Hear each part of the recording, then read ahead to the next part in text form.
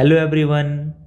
तो आज हम कॉम्प्लेक्स एनालिसिस का एक क्वेश्चन करेंगे जो कि CSR नेट 2012 दिसंबर में पूछा गया है। तो क्वेश्चन कहता है कि let f b an analytic function. हमारा फंक्शन कैसा है?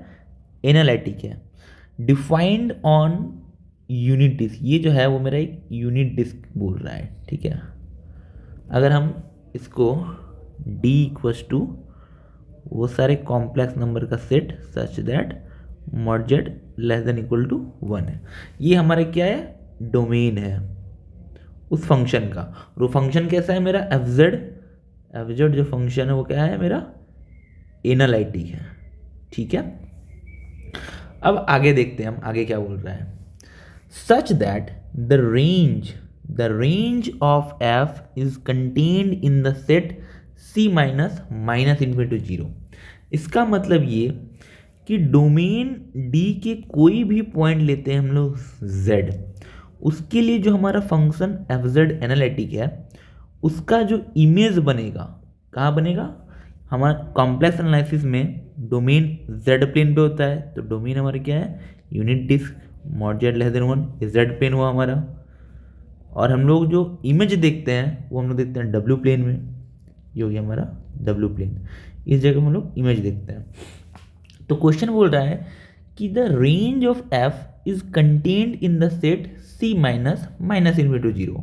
कहने का मतलब कोई भी एलिमेंट अगर डोमेन का हम लोग पिक करते हैं तो एफ जेड जो इमेज बनेगा वो बस माइनस इन्फिनिटी 0 को छोड़कर, इतना छोड़कर कुछ भी हो सकता है, ठीक है।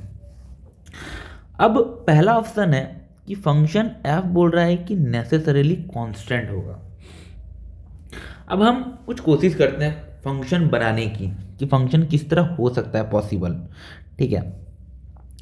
अब जरा हम डोमेन को देखें तो डोमेन हमारा एक यूनिट डिस्क है, ठीक है। डोमेन हमारा क्या है? यूनिट डिस्क है। तो अगर हम एक ऐसा फंक्शन बनाने की कोशिश करें जो कि एनालिटिक हो और नॉन कांस्टेंट हो तो ही ये ऑप्शन ए हो जो है वो डिस्कार्ड हो सकता है, ठीक है।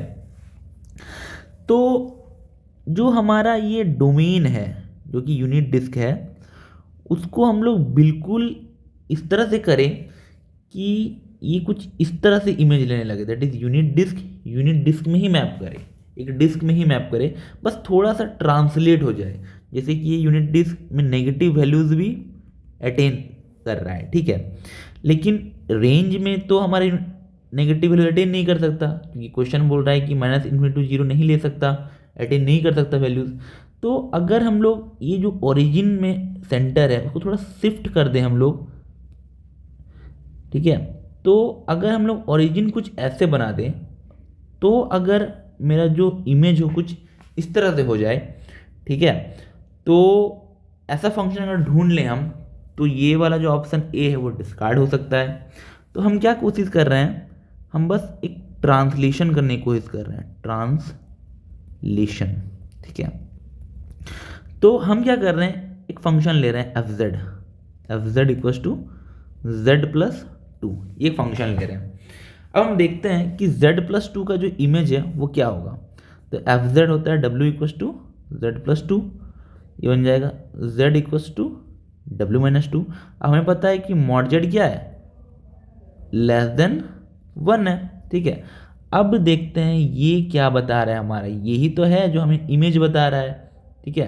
तो इसका मतलब 2 जो है वो सेंटर है, दैट इज अगर ये 1 है ये 2 सेंटर है जिसका रेडियस 1 है, दैट इज यहाँ से यहाँ तक का इसका हमारा इमेज आ गया, ठीक है। तो ये जो function f z equal to z plus 2 है ये फंक्शन को, मतलब जो क्वेश्चन है उसको वो सेटिस्फाई कर रहा है, सेटिस्फाइंग द क्वेश्चन। क्यों सेटिस्फाई कर रहा है?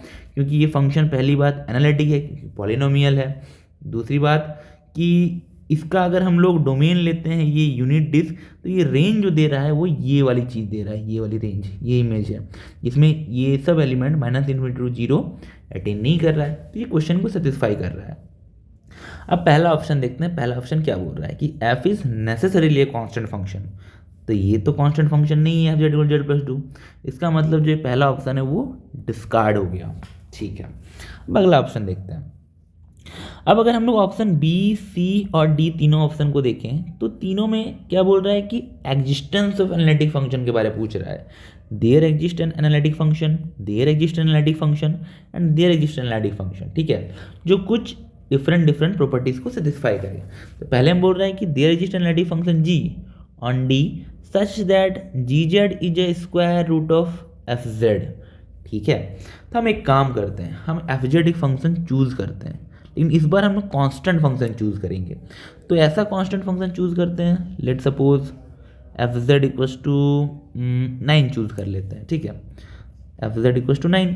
अब एफ जेड इक्वल टू 9 हमारा एनालिटिक कॉन्स्टेंट फंक्शन जो होता है एनालिटिक फंक्शन होता है, और रेंज भी हमारा जो होगा वो क्या होगा, ये कंटेंट होगा in the set C minus minus 0। तो ये क्राइटेरिया को सेटिस्फाई कर रहा है। अब अगर हम लोग जी जेड बनाए एक फंक्शन जो रूट अंडर है एफ जेड के, तो क्या हो जाएगा, root under 9, that is possible g z क्या हो सकता है, +-3, that is g z equals to +3 and g z equals to -3, ये पॉसिबल है। अब हम लोग ऑप्शन बी पे आते हैं, there exist an analytic function G. तो जी मेरा फंक्शन को अगर मान लेते 3, तो ये भी कांस्टेंट फंक्शन है, तो ये भी एनालिटिक फंक्शन हो जाएगा।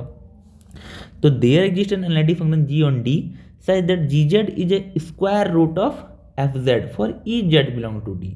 ट्रू है ये, जी जेड क्या है मेरा, square root of F Z है, सही है इसका मतलब ये, तो बी हो गया मेरा ट्रू। अगला, there exist an analytic function g on D such that real part of ji z greater than equal to 0। तो अगर हम लोग g z equal to 3 consider करते हैं तो real part of ji z क्या हो रहा है, ग्रेटर देन इक्वल टू 0 हो जा रहा है। तो यहाँ से ये हमारा ट्रू ये भी ट्रू हो जा रहा है, क्यों, क्योंकि G Z G square root of F Z है, ठीक है ना, G Z G square root of F Z. Similarly जो ऑप्शन डी है वो भी ट्रू है, क्यों, क्योंकि real part of ji Z less than equal to 0 बोला है। तो जी जेड को अगर हम लोग -3 चूज कर लें, ठीक है, तो ये भी स्क्वायर रूट ऑफ 9 ही है, ठीक है ना। तो यहाँ से मेरा ऑप्शन डी भी ट्रू हो जा रहा है। तो हम कह सकते हैं कि ए ऑप्शन बस गलत होगा इसके लिए, बाकी बी सी डी ट्रू है। That's it, thank you.